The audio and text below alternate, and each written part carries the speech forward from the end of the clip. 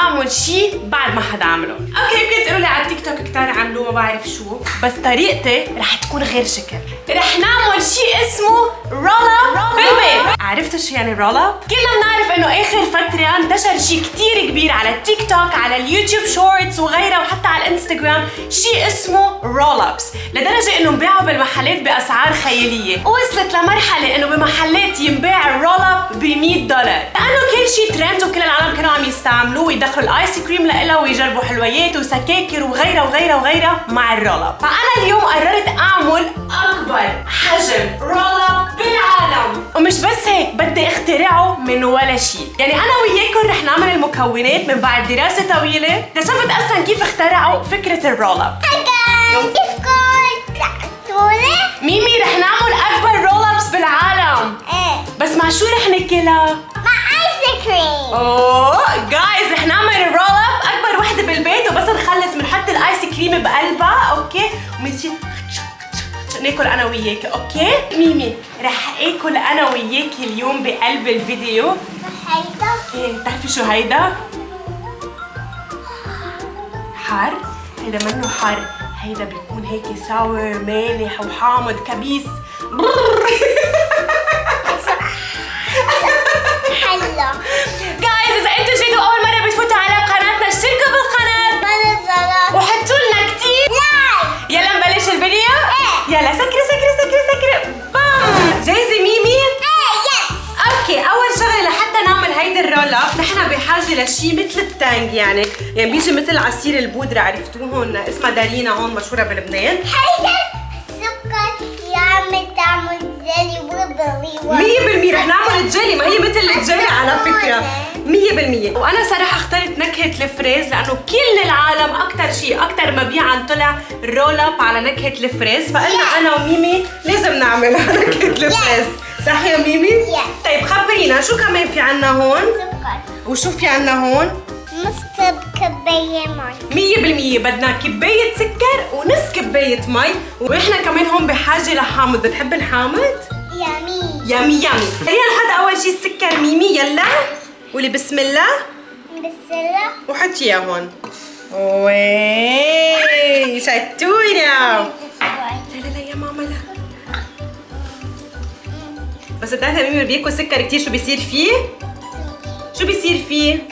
بيطلع له دود بسنانه وبتعرف. طيب يلا وهلا رح نزيد نصها للدارينا. لحظه وين بتنفتح الدارينا؟ ايه نصها يا ماما نصها. بنفتحها من هون. اوكي ماما نحط نصها هيك.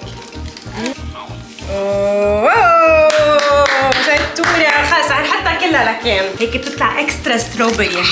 حلوه الريحه صح؟ شمي يا ميمي شمي. خلينا نحط شويه حامض، شوي مش كلها. ستروبري. وهلا شو بدنا نعمل؟ بدنا نحط نص كباية المي هون بالنص. وي شو بدنا نعمل؟ بدنا نخلطهم.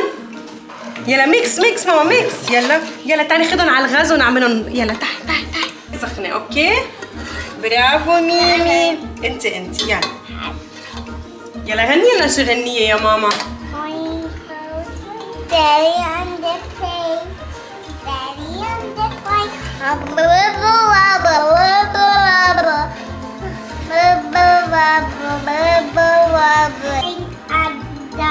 wall, making strawberry on the pink grill. Working on pot, sewing on the potting roll. Pockets under. Stop. Ranking under the wheel. I'm parking. This bin now. Railing daily stop. Ranking under brat. اوكي بس بدي افرجيكم كيف بدها تصير الشكل النهائي. كيف هيك عم يعمل بابل. شفتوا؟ حلوة كتير عشان سمة الأول بين. والله حلوة ريحتهم عجبتي. ليكوا كيف عم تغلي يا جماعة. والله والله حلو كتير. ريحتهم مثل الورد. ايه مزبوط يا ماما هو فريز. له بعد أكتر يا ماما. سيزري. تصير جيلي صح؟ صح. بفرجيكم على الشكل النهائي كيف لازم يكون. شوفوا بهيدي الطريقة.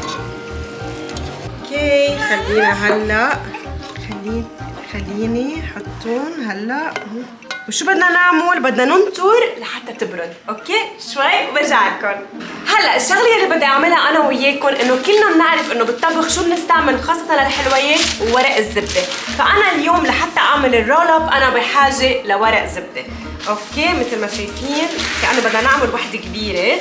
خلينا ناخذ هيدا الحجم، خلينا ناخذ تقريبا هيدا الحجم لانه انتم بالعاده بتعرفوا انه حجم الرول اب تيجي تقريبا قد بس نحن رح نعملها اكبر. يلا اوكي الشغله اللي انتم عم بتشوفوها هلا انا عم جرب انه برد الجيلو، يعني فيكم تقولوا الجيلو او السكر مع فريز، فعم نضطر نبردها شوي. وهيدي ورقه الزبده صارت جاهزه عنا مثل ما شايفين لحتى نحط عليها الرول اب. وميمي شو عم تعمل بهالوقت؟ عم تلعب بقضتها. بس تخلص بتجي؟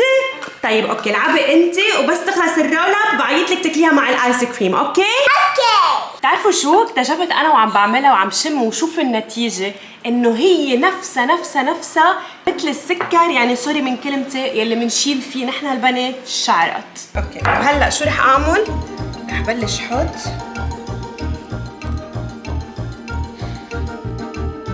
خلينا نمدها بهيدي الطريقه.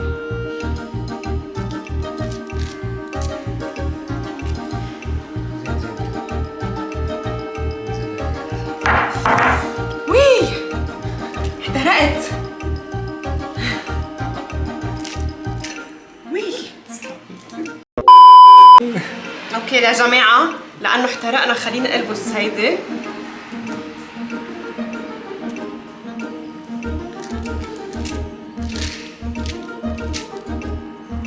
سو جايز ان شاء الله تزبط معي الوصفه انه اكون عملت رول اب كبيره، فبس شوفوا لي كيف النتيجه لهلا. الشغله اللي بدنا نعملها بدنا ننطر لحتى تبرد، فخليكم معي وبرجع لكم بعد شوي.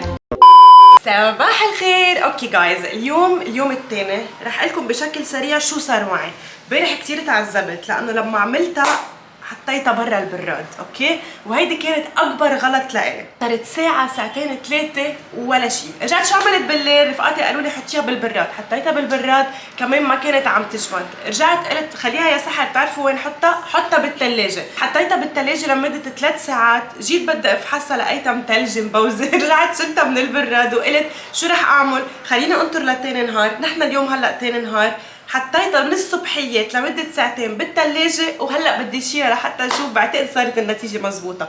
على فكرة ما تعملوا غلطي، غلط الأكبر إنه خليتها برا. أنتوا بتعملوا تتركوا شوي بتحطوها بالثلاجة. فيلا نشوف أنا وياكم النتيجة لهلا. اوكي جايز مثل ما شايفين الرول اب صار عندي إياها جاهزة. فخلينا هيكم هيدي هي أكبر رول اب بالعالم. اوكي هلا بالنسبه لي ما بعرف اذا هذا اكبر رول اب. اكتبوا لي تحت بالتعليقات بليز ما تكسروا لي مقاديفي لانه انا قلت انه هيدا اطول رول اب بالعالم لانه صراحه ما لقيت اطول منه. وي جايز شوفوا الحجم. اوكي جايز الشغله اللي رح نعملها بسرعه انا وياكم رح نحط الايس كريم انا كمان على الرول اب. انا كمان. ورح نجيب هيدي البيكسل ورح نحطها هون. الشغله اللي رح نعملها بسرعه.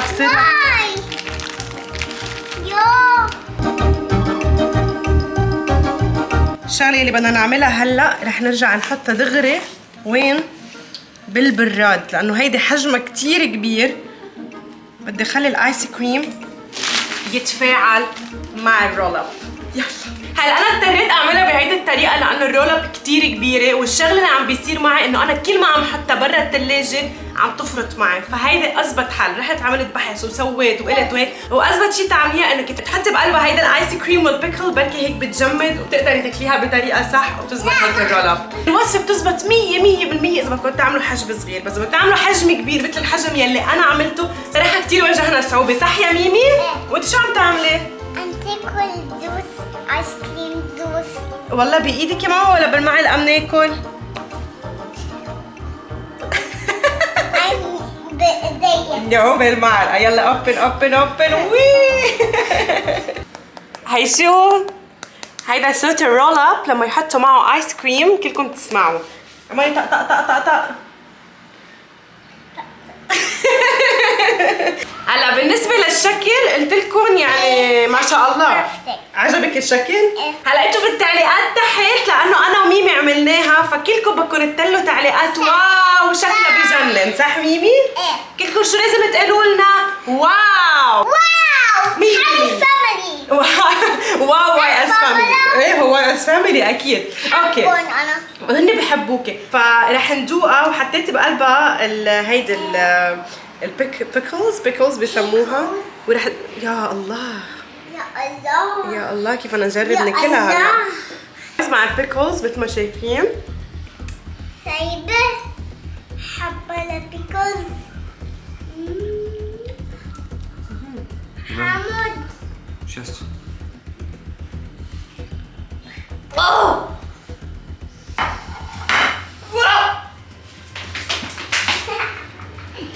ميمي بدك تذوقي انت؟ نو واي جايز طعمة البيكلز الكبيسة ماما دوقيها كتير طيبة. يلا دوقيها. حبه انت؟ انا كتير حبيتها. يلا الاسد حبيتها. طب دوقي بس الرول اب، دوقي بس الرول اب مع بوزة. يلا